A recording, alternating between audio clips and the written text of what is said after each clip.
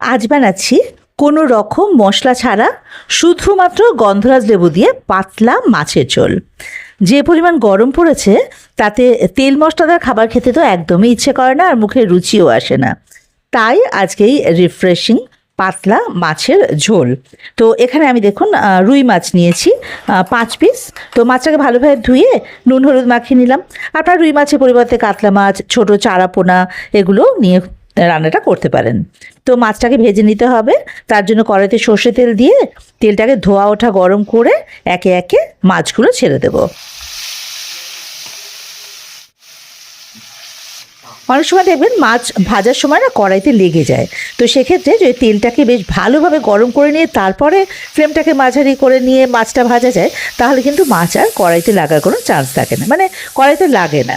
তো দেখুন মাছগুলো উল্টে পাল্টে হালকা লাল করে একটু ভেজে নিয়েছি।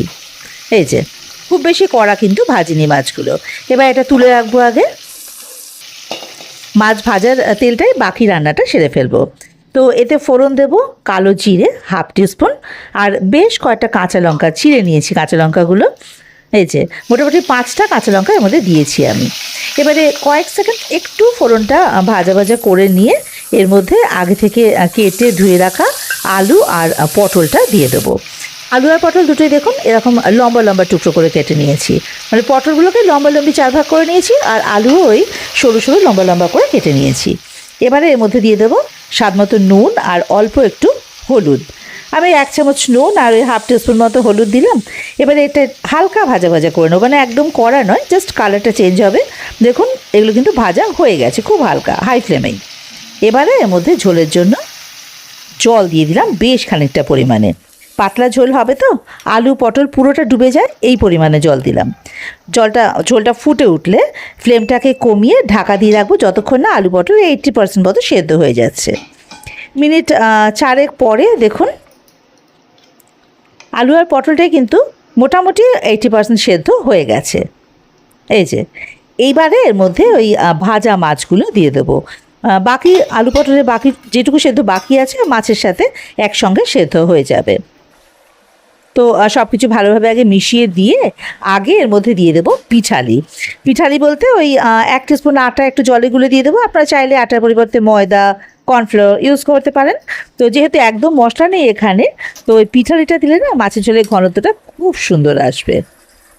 এবারে এটা ফুটে গেলে আবারও কমিয়ে দিয়ে ওই মিনিট 2-3 রেখে দেবো, তাতে মাছটাও ভালোভাবে সেদ্ধ হয়ে যাবে, আলু পটলও। দেখুন 2-3 মিনিট পর ঢাকাটা খুলে দিলাম, সব কিছু খুব ভালোভাবে সেদ্ধ হয়ে গেছে। এবার আসল ইনগ্রিডিয়েন্ট লেবু, তার জন্য কিন্তু আগে ফ্লেমটাকে অফ করে নিতে হবে। ফ্লেমটা অফ করে তারপরে ওপর থেকে লেবুর রস ছড়িয়ে দেবো আমি।